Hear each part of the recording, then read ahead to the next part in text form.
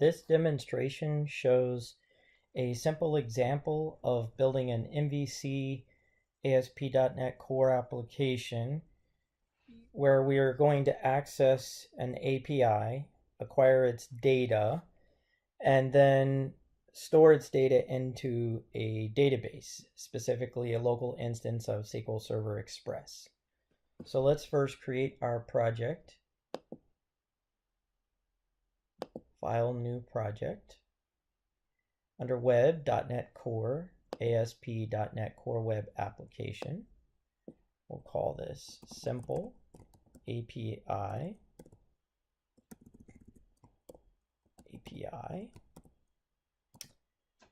Database. And I'm going to leave this create new get repository unchecked. Say OK. And we've got .NET Core 2.1 and 2.2 installed. I'm going to use my latest. You may have a different list. Web application, model view controller. I'm going to uncheck configure for HTTPS. Leave my authentication to no.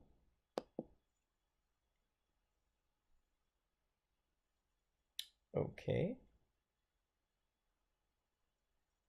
Now that our template is created, all the files necessary, you can see we have the models, views, and controllers folders. And so let's go ahead and look at my notes here. The first thing we're going to do is create a data access directory. And what this is going to do is it's going to store our application context. And so really, I've got right here an example. So it's application db context.ds. So application db context. We're going to create this file inside of this folder. And that's what's going to centrally store the context. And you'll see how multiple points in the application where we might want to access and work with data, it makes sense to sort of create a separate place to store our context instead of having it inside of a location where it's difficult to find. So this is just a good practice to try. So let's go ahead here and create a folder and add new folder. And again, we're going to call this the data access folder. Switching between a lot of things here. There we go. So data access folder. Now we're going to add our context, which is essentially a class. There we go. Okay, and we're going to call it application db context. So application db context. There we go.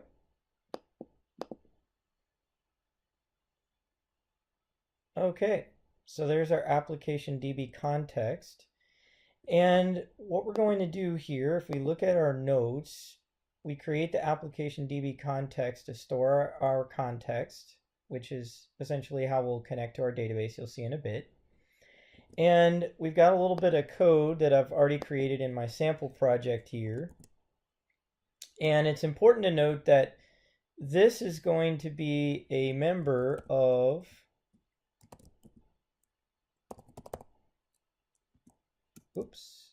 go ahead and just add our directives. We forgot here. So we've got a couple of directives that we need. And I'm going to change this to the name of our project. Okay, and this is simple API database. There we go.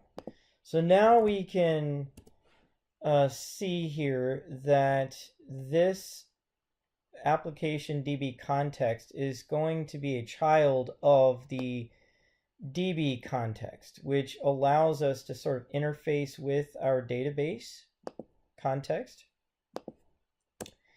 And we've got some code here that I've already written that we're going to use a little bit later on. So here we've got, right here, our application database context right there. Okay, and we've also have got an entity that we want to define from our database that we're going to create a little bit later. Okay, so we have an entity called company. It's part of the model that we need to create, and so that's why that red underline is there at the moment. So we'll come back to this, don't worry, and we'll fix that. So what's next? Well, we have to create the entity framework model in the models directory. Okay, and we're going to define our entity. So right here, we're going to create our EF models entity framework, just a class. Okay. EF models. There we go. I could call it anything I want. I've been using sort of this naming convention for a lot of my example projects. Okay. So let's take a look at what our entity framework model looks like. And we've got a directive that we're going to use right here. We're not really going to use any of these directives, so I'm getting rid of them. You'll see what I do with this data and annotations right here. Okay, we've got one entity called company. All right, and what we're doing here is this data annotations allows us to define a key on a column. And you might be wondering, where did we get these columns from? So if in this project we're accessing this IEX trading, and there's an API here called symbols, and symbols can make an HTTP request to an endpoint here, ref-data symbols, which you'll see in a bit. We'll look at that here in a little bit, but this is a response in the form of a JSON string. This is what the data looks like. And so here are some of the columns that it has. Symbol name, date type, IEX ID, region, currency is enabled. And so in my model here, I'm only interested in symbol name, date is enabled, type IEX ID. So that's why I've defined my model right here, and I'm calling this entity, this class, company. Okay, and you'll see there that once I've done that, I could build my solution. I may get an error and work on that. So it says company cannot be found, or it's missing a directive right here in this application DB context.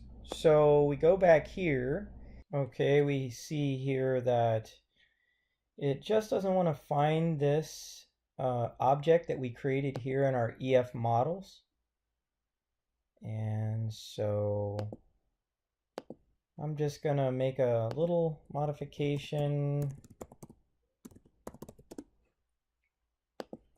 and just be real explicit about the path right there to that model. So it was able to find that class. So anyway, that's just one way that you can, if you're dealing with that right there. Not a big deal. So anyway, we've got our directives done. So let's go back to our notes. Now we want to modify the app settings JSON with the connection string to the database. This is where we make our explicit connection to the database. So if you'll see here, we've got this app settings JSON file.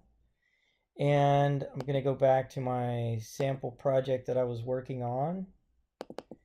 And I'm just going to steal this connection string. And I'm just going to get rid of that allowed hosts. There we go. And I'm going to change the name of my database here.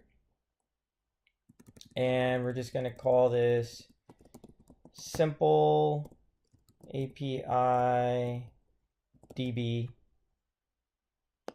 sample. So that's our connection. And we'll call this again simple and match the name up. API, I use underscores, sometimes it complains. There we go. So simple API DB. There we go. All right, let me just build, make sure we don't have any errors. And we're doing pretty good. Okay. So let's go back to our notes. Now that we've modified the app settings.json to our connection strings, we're going to modify the startup CS to include the connection to the database so it can find the connection string in the app setting.json file. Okay, so here's our startup.cs, and we're going to look at our example project here.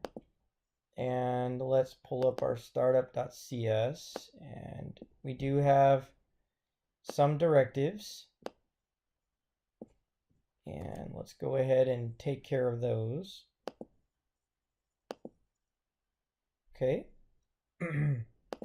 So here's our directives. We're going to change this from our test to our simple database.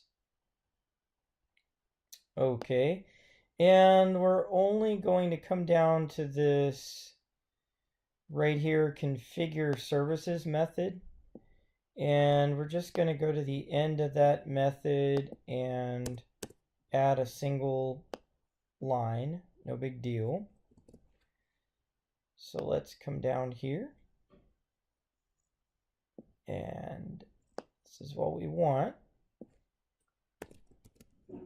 Okay, so we're going to add that. Very good.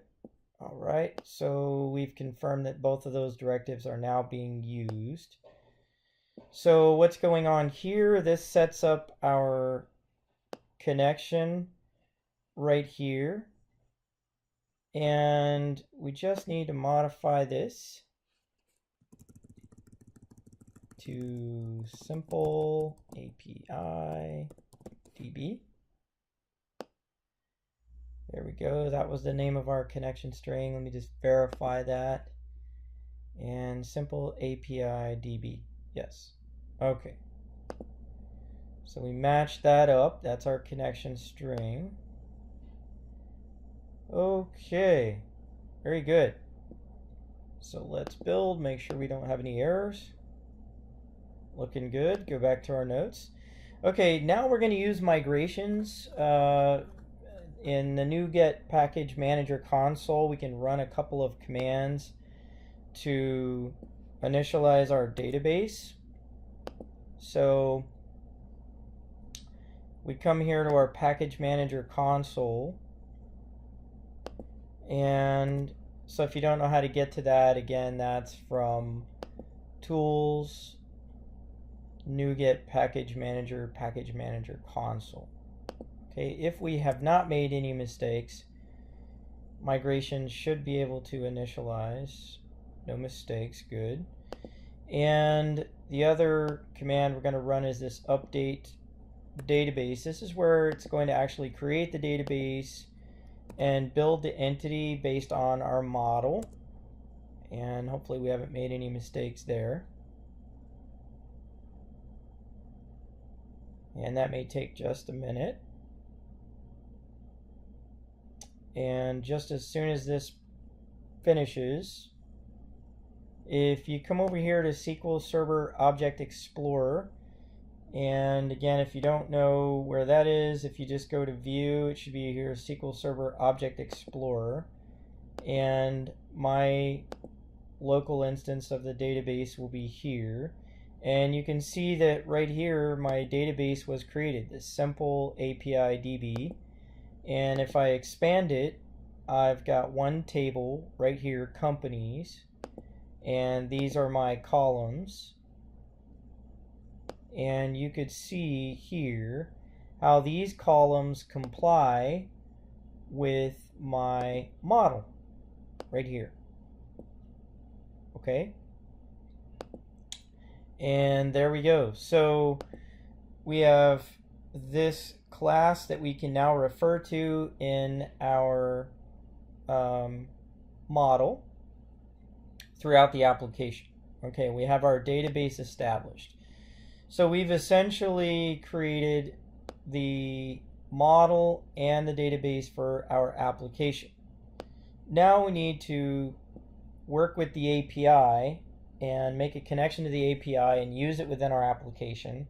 And the goal is that we have a web page that displays the data and allows us to store data to the database that we've created. So the first thing we need to do is modify the home controller, and we've got several steps we need to do. The first thing we need to do in the home controller is add the lines to use the database context, connect to the API, and use the HTTP client. Okay, so first let's open up our home controller, and right now it's just sort of nothing there based on the template. So I'm going to add a couple of blank lines right here. And what we're going to do in our home controller is we're going to add first these lines here. And we'll see what they do in just a second. Okay, so here's what we're doing. We're calling our context. And we're also grabbing the base URL for our API, and the API, it starts right here. The base URL starts with api.iextrading.com/1.0, and we'll look at how that gets to the endpoint here in just a second. And then we're calling our HTTP client. So notice these are sort of red curly brace underline, which again tells us we have a directive missing. So we've got a couple of directives that we want to grab, and here they are.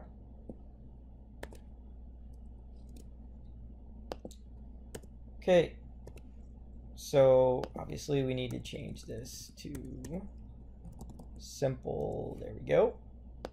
All right.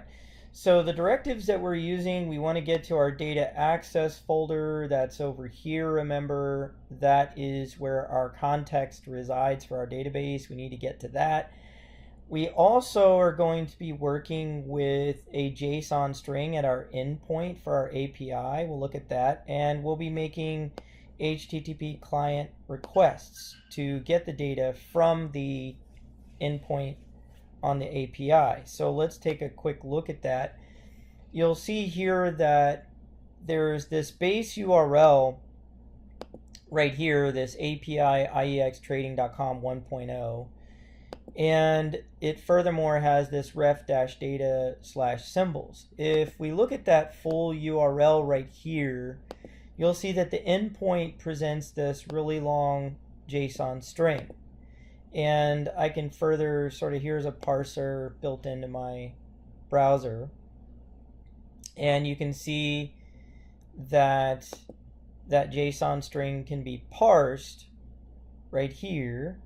And we can look at that also here in the documentation. So the idea is that we're going to be making an HTTP client request to this JSON string right here at this endpoint. Okay, so let's go back here to our notes. So the first thing we did was add the lines to grab our database context. connect to the API, and use the HTTP client. So now we need to create a constructor in the home for the home controller, which defines our database context and creates an instance of the HTTP client. So let's see what that looks like. So I'm going to go to my code, and here are those lines. So let's add those in. There we go. So here's our home controller. And notice we're going to pass through the controller our context, our application DB context here, so that it's available to us. And we're also here creating a new instance of our HTTP client so that we can make a request to the API. Another notable thing to look at in this code is that since we're making an HTTP client request, much like a browser makes a request to a web page, we have to define the header right here. We have to define the header of the HTTP request specifically as JSON. Okay? So that's the expected response that we hope to get back from our request. Okay. Now, looking on in our notes, we need to then get data from the API using an HTTP client request, parse the JSON string, and store that data in a list. So let's take a look at that code. And here we go. So let me get this. It's a little bit of a code. And let's right there grab that. Okay, let's take a look. All right, we've got our company. Again, we have this issue where it couldn't find company, and we might need to do something similar we did before. There we go. Say, hey, you better find it. There it is. Now it found it. So anyway, we've got here is we've got a return method that we created called getSymbols. Okay, we expect that it returns a list right here. Okay, we're going to base that list off of our model that we called company, again, that we're storing inside of our model right here. This is our expected structure of our model. Okay. And we're really doing two things here. The first thing is we get all the way to the endpoint, so we append our URL, our base URL with the endpoint, again, that we got from our API here. Okay. And we've got two important pieces of information. First, we have a variable that we're calling company list. And what it's going to do is it's going to store this really long string. Okay, we're going to define the boundaries of how much of this string that we want in just a minute. So it's going to store that string. And the second thing is we have another right here object, a list object called companies, that is going to comply with our model, our company model right here. Okay? All right. So the very first thing that we're going to do is connect to the API that stores the symbol data. And right here with an HTTP client request, we're going to get that data and get its results. Okay? And once we retrieve that information, we're going to take that data. We're going to read it in as a string. There we go. Put it in our string variable. And then we're going to parse that string because we know that it's JSON. And we're going to store it into a list object. And that's what we do here. Now here's where we bound the amount of data that we're going to store right there. Just the first 50 rows of data in our JSON string instead of getting all of it because it's a lot of data. We're just going to limit the amount to 50 for now. And then because it's a return method, we're going to return that list right here at the end. Okay, great. So now that we've gotten our list, we want to return that list to the index view. Okay, so how do we do that? Well, we've got our index right here method, and all it does is just return the view. But what we're going to do is we're going to add to that, and right here, okay,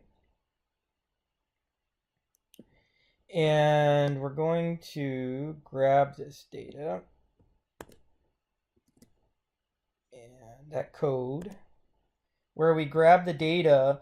What we're doing here is, you'll see how we use this view bag. Remember, that's sort of a property that we can just put any kind of arbitrary data. In this case, we're creating something called DB success comp, and we're initializing it to 0. This will mean something in a little bit. So what we want to do is we want to, from our index view, we want to run that get symbols method up here that we just created. And remember, we expect that the get symbols method will return a list, and we're going to store that list right here in companies. And then we're going to send that to the view. We're also going to grab companies, and we're going to store it as temporary data in memory so that we don't have to retrieve it again. And so that's all this is right here, is just we're going to, since we've already acquired our data in the form of a list, we're going to keep a temporary copy of it that we can work with, and you'll see in a little while how we use that to be stored to send to the database. Okay. All right, so we've got a couple of more important things to do here after our get symbols and we've set our index. Okay, because what we plan on doing next is populating the database by creating this populate symbols method. And we want to get the data from the list because we now have that available to us in memory. So we've got this right here, this get symbols, but we've got a couple of things we want to do here. We've got the populate symbols. I'll show you these in just a second.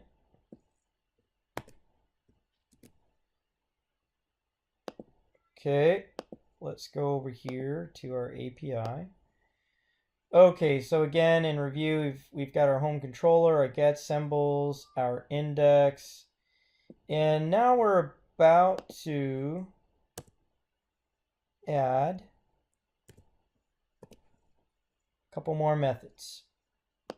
Okay, so we've got this right here, this symbols right there. And what does this do? The symbols action calls the get symbols method, and it returns a list of the companies. Okay, so remember our get symbols up here. Okay, so we can call that method. We can get that list of companies.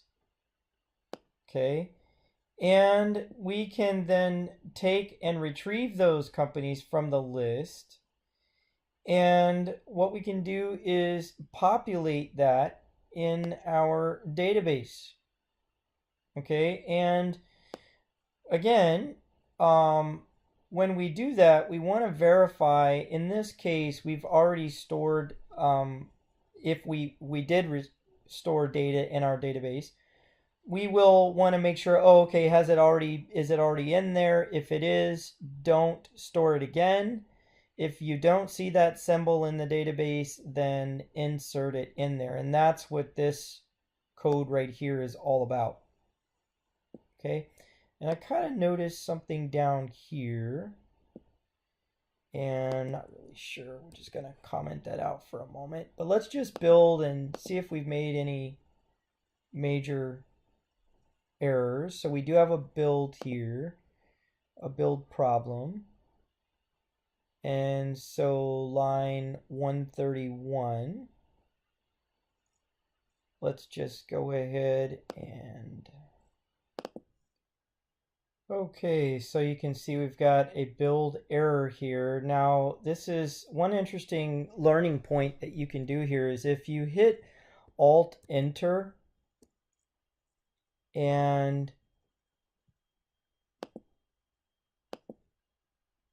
so let me hover over that, Alt Enter, you'll see that it gives you a suggestion on the error. So it's again an issue of just finding our models with that directive. So as a suggestion, it's just a learning point, easy to fix. So we could just come up here and, you know, we did this static. If I just put this here,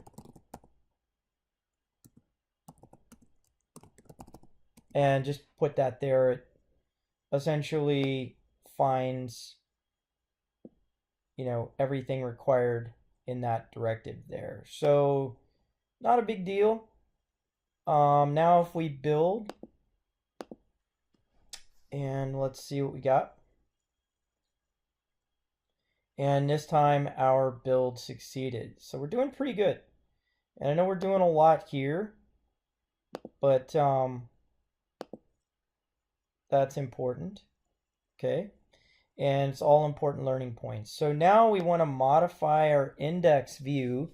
Now that we've gotten the data from the API at the endpoint, we have it in a list. We can potentially store the data in the database. We want to also render the data in a view. So let's modify our index view here.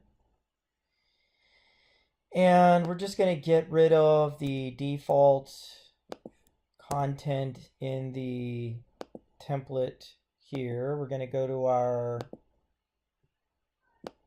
example here, and I'm going to grab this code. And let's see what we've got here.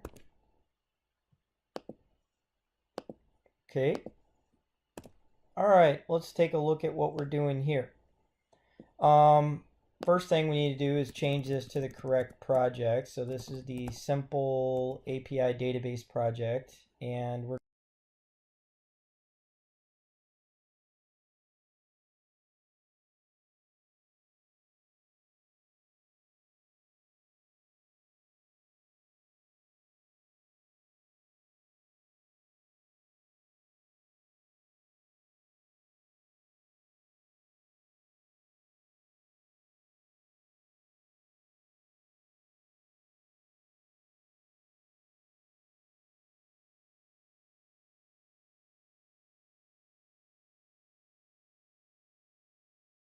can find that. So we just need to give it a little bit more of a path. There we go. So that way it found it. So there we go. And we need to be able to locate, our view needs to locate the model. And from that, all I'm doing here is I just have an HTML table that has some header, table headers here, column headers, symbol name, date, and type. And all I'm going to do is, since my model is now available to my context, and my context can acquire data from the API, we can talk to the database, lots of great things going on here. But essentially, I have now a list that is available through my in-memory, through my model, and it complies with my model framework. And if I just iterate through that, because it is enumerable, so I just have this for each loop, and I want to return the symbol, the name, the date, and the type from that list.